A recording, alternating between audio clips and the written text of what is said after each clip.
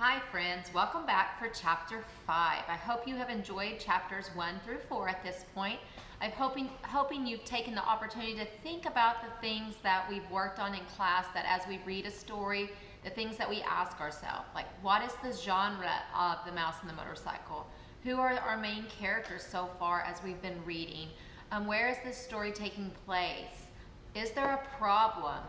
Has there been a solution presented for the problem? So as you're reading, I want you to think about all of those story elements that we have talked about. Also, as you're reading, you could be looking to see, is there any type of figurative language used in the story? Look for those similes, those metaphors. There could be some hyperboles, some onomatopoeias. So as you're reading, think about the things that we have worked on together and use those to question yourself as you're reading. Today I'm going to be reading chapter 5. Chapter 5 is called Adventures in the Night. So think to yourself, why would they possibly name chapter 5 Adventures in the Night? And I am going to show you the picture that is at the beginning of chapter 5. Hopefully you can see that. Chapter 5. When Ralph had mastered riding the motorcycle on the threadbare carpet, he went bumping over the roses on the less worn parts under the dresser and beside the table. That was fun too. "Hey," whispered the boy, "come on out where I can see you." Ralph shot out into the moonlight where he stopped, sitting jauntily on the motorcycle with one foot resting on the floor. "Say," he said, "how about letting me take her out in the hall? You know, just for a little spin to see how fast she'll go." "Promise you'll bring it back?" asked Keith. "Scout's honor," answered Ralph, who had picked up many expressions from children who had stayed in 215. "Okay, I'll tell you what," said Keith. "You can use it at night, and I'll use it in the daytime. I'll leave the door open an inch so you can get in. That way you can ride it up and down the hall at night." Ooh, do you think that gives us a clue to why the title might be called Adventures in the Night? "Can I really?" This was more than Ralph had hoped for. "Where do you want me to park it when I come in?" he asked. "Someplace where the maid won't step on it," answered the boy. "That's easy. Under the bed. She practically never cleans under the bed." "Yes, I know," agreed Keith. "I looked. There are a lot of dust mice back there." "Please," Ralph was pained. "Oh, sorry," said the boy. "That's what my mother calls bunches of dusty fluff under the bed." "My mother doesn't," said Ralph, "know how about opening the door." The boy put his hand on the doorknob. "You won't let anything happen to my motorcycle, will you?" he asked. "You know, I wouldn't let anything happen to a beauty like this," said Ralph. "See that you don't, and don't stay out too late." The boy opened the door and permitted Ralph to put out into the dim light of the hall. Ralph had a scary feeling. He was on the threshold of adventure. There were no beds or chairs for him to dart under in case of danger. The floor creaked. Ooh, the word creaked, is that a sound? Maybe that could be an onomatopoeia. Someone was snoring in room 214 across the hall. Outside in the pines, an owl hooted, sending prickles up Ralph's spine.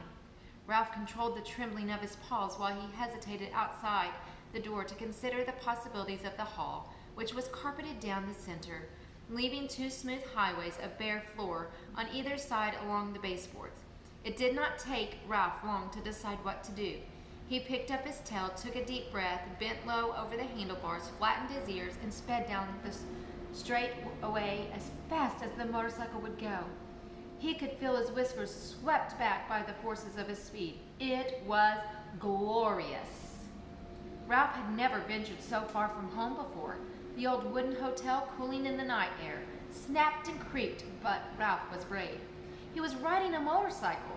He passed room 213, ran out of breath, let momentum carry him past another noisy snorer in room 211, on down the hall to the elevator. The mysterious elevator.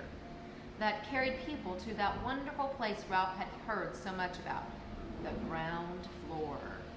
When Ralph came to the stairs, he stopped to look down, knowing it was impossible to ride a motorcycle downstairs, and at the same time wishing he could see for himself the wonders that lay below. He sniffed the air, and it seemed to him that he could smell the strange foods he had heard about: cinnamon buns with sticky frosting, turkey stuffing, and pancakes with maple syrup. A ray of moonlight from a window glinted on the glassy eye of a mounted deer heads over the stair landing and startled Ralph, sending him off down the hall, past the broom closet and the linen room, to the end of the hall, where he executed a sharp turn and started back. Exhilarated by speed, Ralph raced up and down. Once he heard some people getting out of the elevator, he had to duck behind the curtain of the window at the end of the hall. Toward midnight, he passed his Aunt Sissy scurrying along the baseboard. He waved and nearly lost control of the motorcycle.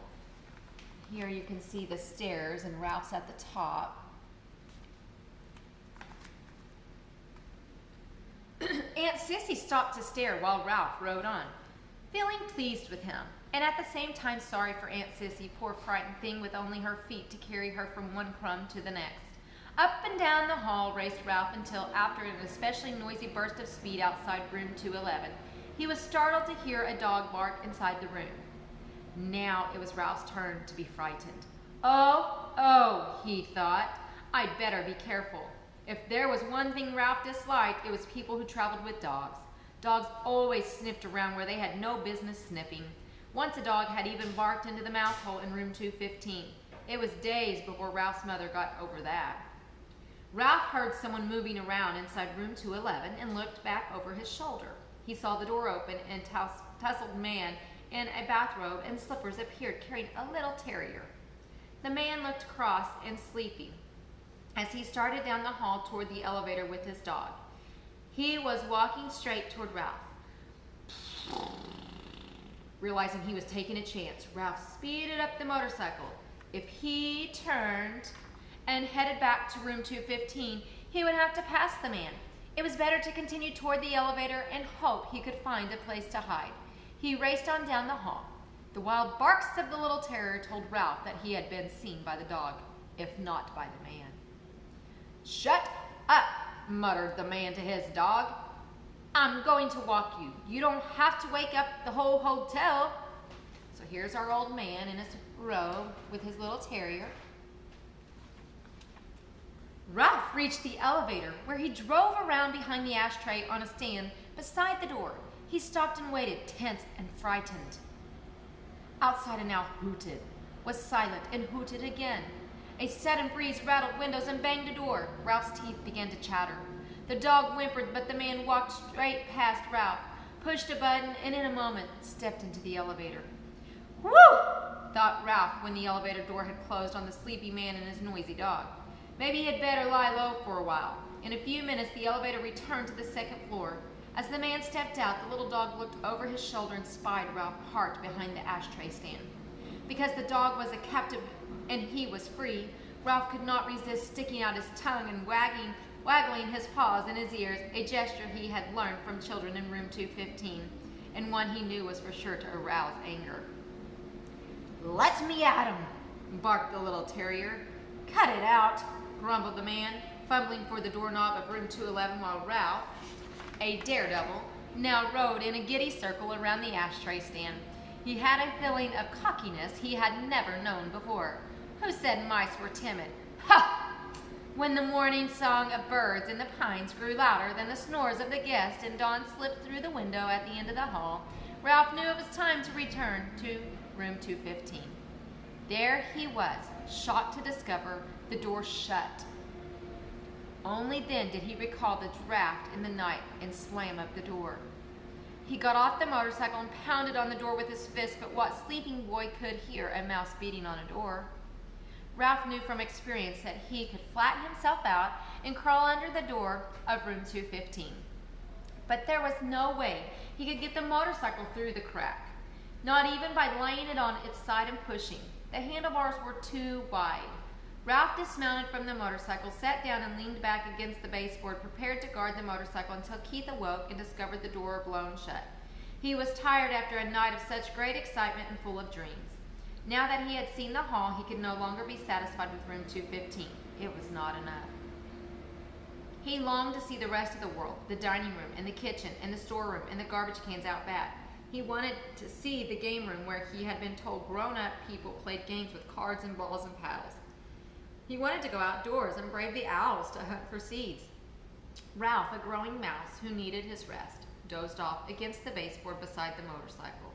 After the experiences of this night, he would never be the same mouse again. The next thing Ralph knew, Matt, the bellboy, was standing over him. "Aren't you out pretty late?" Matt asked, causing Ralph to jump to his feet even though he was not entirely awake. "You should have been in bed long ago, but I suppose you are out to all hours speeding around on this motorcycle."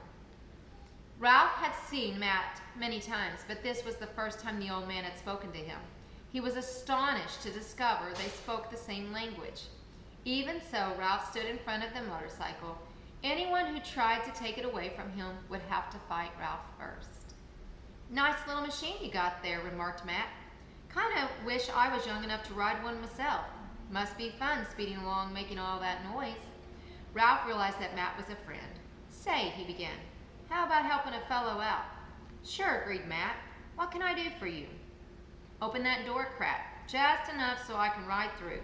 I promised the boy I'd park his motorcycle under the bed." "Good place," said Matt. "The maid never cleans there if she can help it." Very quietly turned the knob and opened the door just for Ralph to ride through. Ralph bumped up over the edge of the carpet, swung out around the wastebasket and the bedside table, and was about to drive under the bed when, "Eek!" screamed the boy's mother, who was standing in the doorway between 215 and 216 in her bathrobe with her hair up on rollers. "A mouse!" Ralph put on a burst of speed and shot under the bed. "Where?" asked the boy's father, coming in from room 216. "Under the bed." "I'll look, Mom," said the boy, jumping out of bed. Keith's face appeared under the lifted edge of the bedspread, where Ralph sat trembling on the motorcycle. The boy held out his hand and beckoned. Ralph understood. He dismounted and ran up the boy's arms inside the sleeves of his pajamas until he came to the crook of his elbow. There he waited, shivering, to see what would happen next. Down at the end of the sleeve, he could see the boy's fingers close around the motorcycle. Then he felt himself being lifted as the boy rose from his hands and knees. "It's just my motorcycle," Keith said. "Yes, that's it," agreed his mother. The door opened and the mouse rode in. The boy's father began to laugh. "You are still dreaming." "But I'm positive," insisted the boy's mother. "That you saw a mouse on a little red motorcycle," finished the boy's father, and laughed even harder. "You make it sound so ridiculous," objected the mother. "Well," the father snorted with laughter.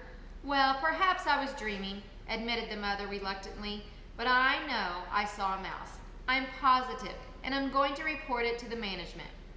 I knew the minute we moved into this spooky old place that it had mice. Now I've done it," thought Ralph inside the pajama sleeve. And that's it for Chapter 5. I hope you enjoyed Chapter 5.